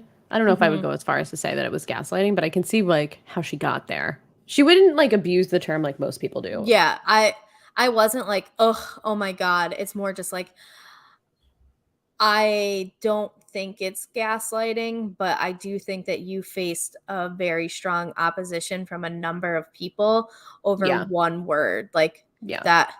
And which does come down to the point of what she was trying to make is you guys will never understand what I'm feeling. You'll never validate what I'm feeling. And Sutton is going through the same thing right now by you guys saying like she wasn't empathetic and that she isn't empathetic to Dory. Yep. And Sutton even says like one of the biggest lessons I learned from last year is respecting how other people feel. And Kyle is refusing to apologize to Sutton for finding Sutton insensitive. Yep. I mean, I think I don't think anyone progresses from where they are in this situation. I Like, don't think so I don't think either. there's any convincing Kyle that she was being sensitive or empathetic like in the moment. Cause I think Kyle did have 2 conversations where Sun came across very insensitive to Dorit's Yeah. situation. And Dorit's owning it now, but Kyle does have Right. 2 different experiences. So just kind of like let the situation lie where it is, especially because Dorit's like okay with it. Yeah, exactly. Like, just let it go. Kyle's like a dog with a bone with this, and it's just Mm-hmm. like you are literally the only person that cares about this. You're the only one, and it really has nothing to do with you. Like, this situation has nothing to do with you. She just said it to you, and Mm-hmm. you're being the messenger. They already talked it out. Dorit accepted her apology. Like, I know Garcella's the one that brought it up, but Kyle like just continues to go out and continue to say these things, and it's just like, okay, give it up. They worked it out. Mm-hmm. And Kyle, like you said, dog with a bone in terms of how it keeps going because she's like, Crystal, your situation and Dorit's situation are 2 entirely different situations. It's like Hmm. comparing apples and oranges. I can feel one way about one and one way about the other. And Crystal, I think, is trying to, and I don't know. Like, I don't know if she could have done it better, but I also just don't know, even if she did it better, whether or not it would have been receptive or received. Right. That like she's not trying to compare what happened to her and what happened to Dorit. She's trying to compare what happened to her and what happened to Sutton, and both people Hmm. saying like this is how I felt, and whether or not you understand it, like you just need to accept and Yeah. validate. Yes, you can feel this way because that is how you feel. Yeah. But Crystal gets pretty worked up about it to the point where she's like, I don't want to be in here anymore. Like, I want to go. I want to leave. I don't feel safe. Like, I wasn't planning on this happening. Yep. And do you blame her for, or I don't want to say do you blame her, but like, how do you feel about Crystal's decision here versus like staying and kind of continuing the conversation? I think it's fine that she left. I think they were obviously getting nowhere. I think she doesn't want to play this game with them that continues to get played season after season of like just this group of women dialing in on one person. It's like they see Sutton and now they're like do shifting sites over to Crystal now and now they're all just gonna like jump Mm-hmm. on her. So I don't think it was a bad decision that she left, even though I'm usually not in favor of housewives leaving situations Yeah. like this. But I think she spoke up for herself. I think it was kind of crazy how Dorit like kind of screamed at her because we don't see Dorit give that energy to any of the white women in the cast, but she did it to Garcelle last year. She did it to Crystal this year. So Dorit, what are we doing here? Let's take a look at yourself. And yeah, she may as well have just left. It's just not a productive I would situation have anymore. left too after the way Dorit got up and stood in front of her while Yeah. Crystal's sitting down and is like, I care about you. I'm sorry. This feels like you are standing over me yelling at me, and that's not what someone who cares about someone else does. But Yes. yeah, I noticed that as well, that she doesn't talk to some of the other castmates the way that she has Garcelle or Crystal. Yes. And the way she Especially like got Elisa up. Rinna, who I mean, not Elisa Rinna, I'm sorry, Lisa Vanderpump back in the day when like their actual friendship was dissolving. She Mhm. never spoke to Lisa Vanderpump that way. Yeah. I did write that down, that was, and kind of referenced it earlier, the way that she was very quick to just be like, yeah, Sutton, you said something pretty fucked up about me, but I Hmm. believe that you're sincere in your apology. And Crystal isn't even saying anything about Dorit in this. And it's just like, you guys will never validate my feelings. Like, it's been a Yeah. year. Like, you didn't understand then. You're clearly not going to understand now. And Dorit takes it to the point where she is like standing up over her and yelling at her. Right. Right. exactly. I would have left too. Yeah, for sure. She was well within her right to leave. It's crazy. But this, of course, so Crystal's like leaving, but in the same time, Erica is also pointing out that Sutton is common denominator in the way she spoke. So now Mm-hmm. about Dorit, about Crystal, and now about and late or last year about Erica. Sutton's the common denominator. Why isn't something being done here? Yeah. I almost don't want to ask your opinion because I think we know, like, Erica, shut the fuck up. Yes, exactly. Just stop. Just stop. This is not necessary. Just stop. I mean, Kyle was the one that brought the situation up in the first place at the whole Sutton thing. And then, Right. but whatever. I guess Yeah. Erica doesn't want to own or acknowledge that, even though that's on television as well. Right. So Right. Right. Crystal, Diana, and Sutton leave. Oh, actually, we should backtrack because in the whole, I don't know if there was yelling, loudness, the conflict of it all. Lisa Rinna, like we said, was the voice of reason and being like, "Why are we doing this? Yeah. Yeah. Why are we bringing this chaos around Dorit right now? Like, let her heal, let her live. Like, let's stop this." Although Dorit didn't really help the situation when she then got up and was yelling over Yeah. Crystal. But Exactly. congratulations, Lisa Rinna. You, for once, were the voice of reason. The one and only time that I can recall, truly, where she's like, And "This isn't productive. Like, this is not right, going anywhere." And I was like, "Wow, who's this? I Who is this?" I don't know. Maybe it was Harry Hamlin dressed as Lisa Rinna. Maybe, perhaps it could be. He really needed a girls trip, so Yeah, I had to get put away. on one of her wigs and Yeah, hit the road. totally. Exactly. Loves a good roadie. Mm-hmm. Mm-hmm. Seems like you would. So Crystal, Diana, and Sutton leave, and Crystal makes a comment to the two of them, like when a group of people tell you that you can't feel a certain way, that's intense. And Diana makes a very logical and reasonable comment, like, "Well, you shouldn't feel that way around friends." Yeah, 1,000%. She said you should never feel Absolutely. alone with your friends or whatever. Yeah. Which, yes, very much so. And they cut back to the rest of the women who are still at Kyle's house, and someone said, like, "Well, what's the main takeaway of this?" And Garcelle said, "Let people feel how they feel." Then Erica jumps in. I didn't write down what Erica said, but she was basically, I don't know, somehow they anointed Erica the voice of reason in this. She basically was like, let's not judge her and let's ask her what she meant by that so we can hear her out and see how she's feeling. Like, let's not jump all over her. But it was her as Crystal, not Yes. Sutton, because we're Yes, her not as going to give Crystal. Sutton the opportunity to do No, so, we're not. No, no, but no. we will give Crystal that opportunity, which I think is fair. That, like, let's remove ourselves from the situation and come back to it. And if there is anything else that can be said, but I just don't know if there's anything else can be said because it's been a year.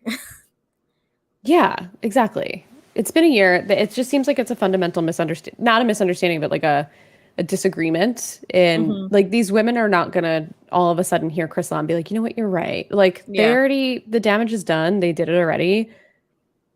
I just don't know where we're gonna move forward from this, but we'll see.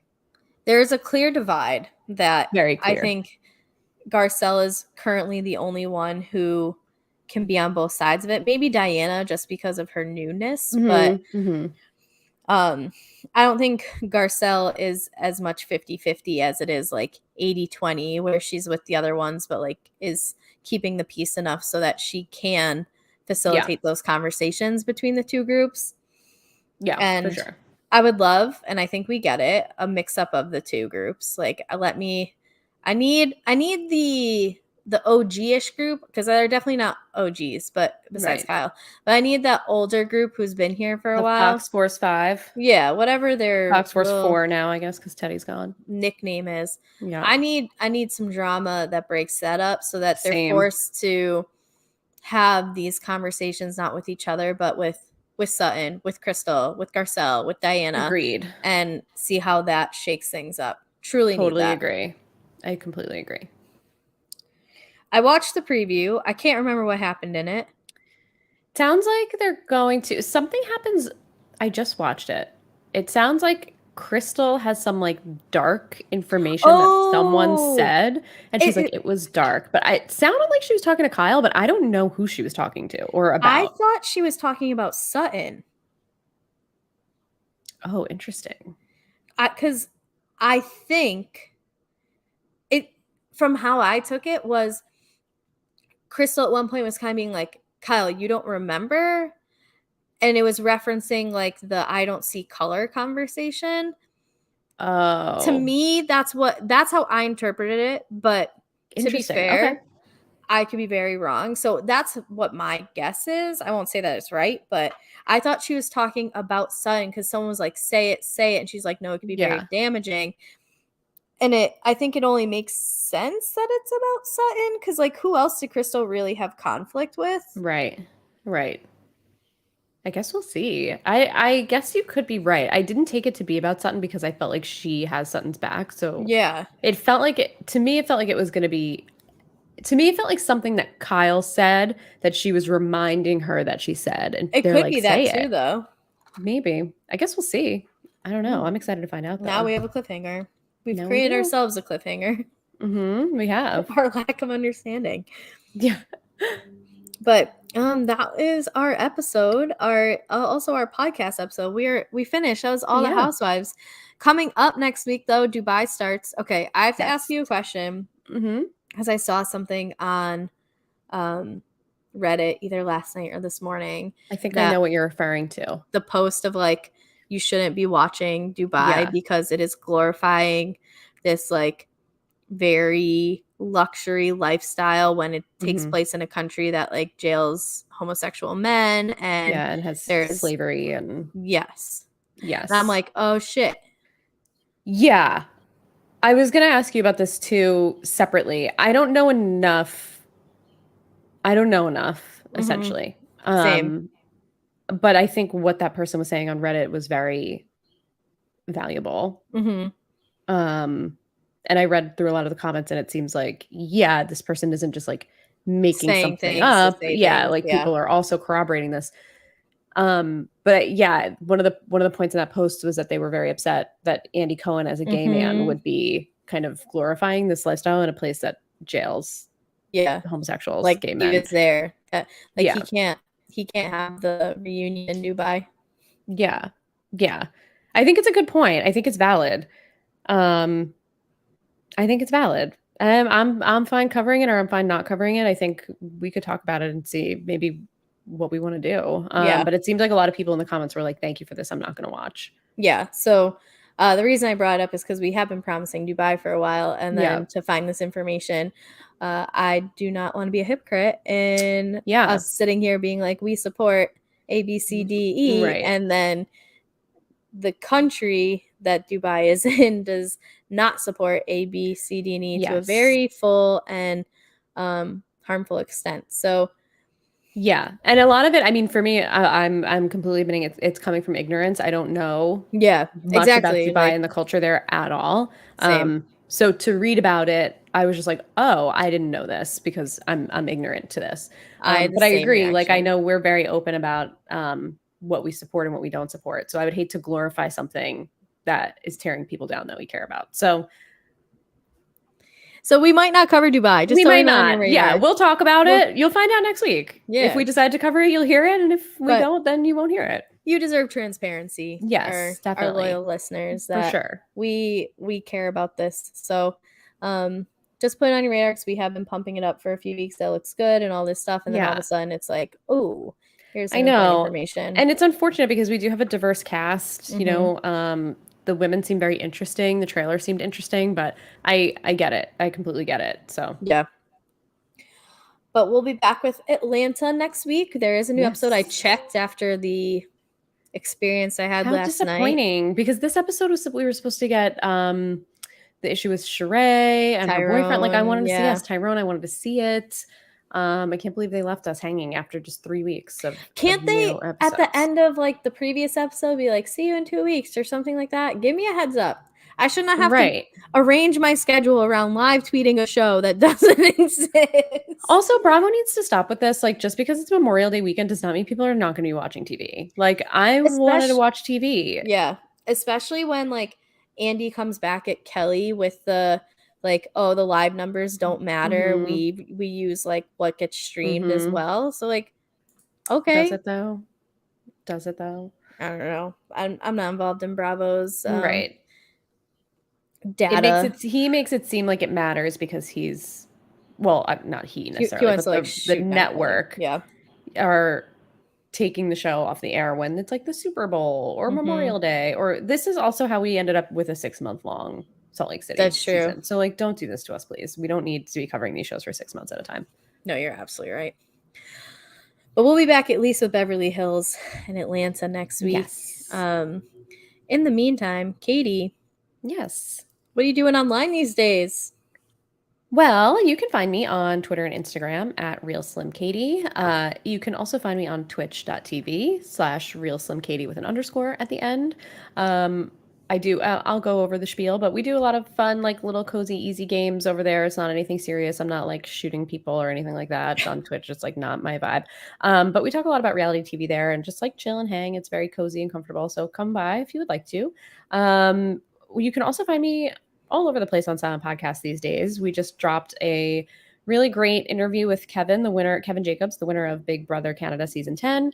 He was very gracious with his time and gave us an hour and a half just to chat all things, not only about Big Brother, but we talked about just kind of like what it's like coming out of the house and getting back on social media. We talked to him about Survivor and all the other reality TV he's watching. It was a really great time. He gave us just all of the time in the world. He was super gracious and awesome. So definitely check that out if you're a Big Brother fan.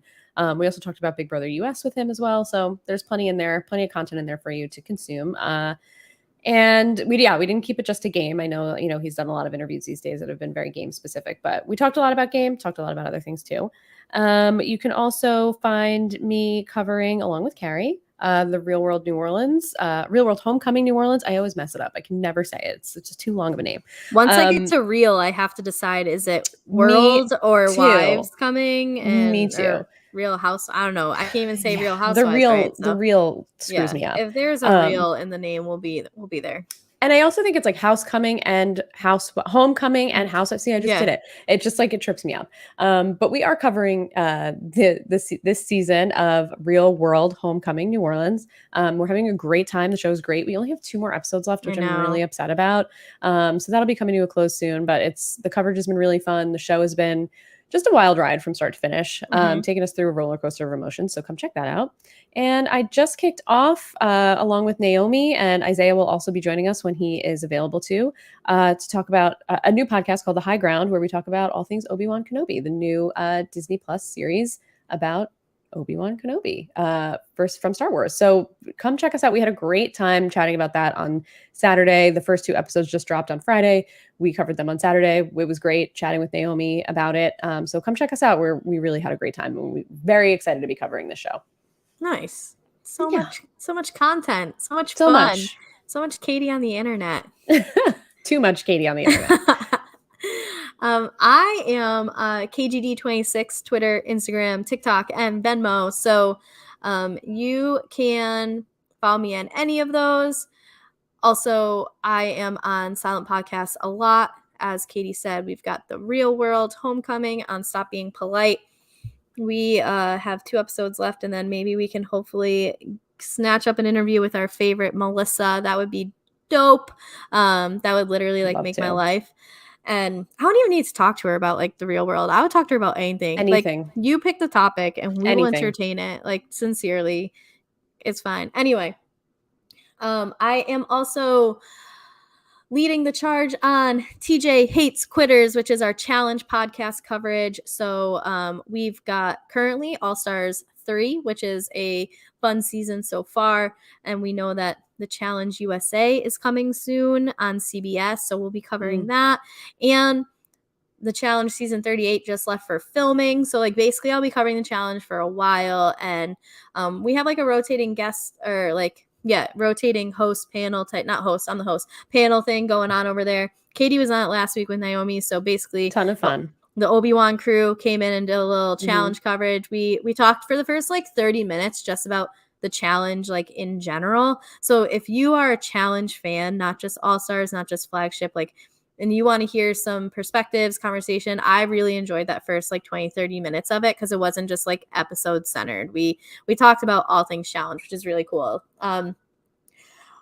Josie and I just finished up our coverage for Alert, which is our The Circle podcast, but we do have an interview scheduled with Alex and his girlfriend Nikki. We are bringing both on because Oh, like some insider information is she messaged Josie and was like, you guys were the only podcast who critiqued his game fairly. I said on the podcast, I'm like, yeah, I tried to DM him from like Silent Podcast and my account, but his DMs are closed. So like he responded to our tweet being like, my DMs are open now, message me. She was like, I told him to DM you because of your podcast, and we like sent it to all of our friends because finally it was someone who was like fair and not just. nice. So it was really, really, really cool to like have that happen. And so I told Alex specifically, I'm like, we refuse to talk to you without your girlfriend. So Great. yeah, so I'm excited about that because he was definitely the most strategic player on this season of the Circle. Hopefully he'll get us some insight that we don't know about and just get to talk to someone who was on the show. So even though the Circle is done and our coverage is done, we have at least one interview, maybe more coming from some cast members. And yeah, that's it. But I do have a couple of projects in the works, so I can't wait to get those going. It'll be after Real World is done, but I'm not going to tell you about them then. I'll tell you about them later. That's it. That's all I'm doing. That's all. That's So all. that's all. Can't do any more? Just 4 podcasts. Just Yeah, 4. just I mean, four. if I didn't have like homework and tutoring and shit, then maybe. But Yeah. for now, this is enough. So you can find us on all the social, not all, we're working on getting more social media coverage, but Twitch and YouTube, search us Silent Podcast, and Twitter, we are at silent_podcast. But more importantly, which doesn't, I wish I could make this a square, but I made it a square because it wasn't available in any other option. Follow us at at Cool Water Show. We will try our best to live tweet episodes, engage with everyone, and we'll be posting things from there. We just feel like since Revise never ends, that we should have our own Twitter, and that's where we're Yeah. at. So follow all that. But that's it. That's all we got. We will be back next week with 2 to 3 episodes of coverage, depending on Yes. what our morals and standards say. Yes. And until then, enjoy your day, week, night, whatever time it is. We will catch you on the internet later.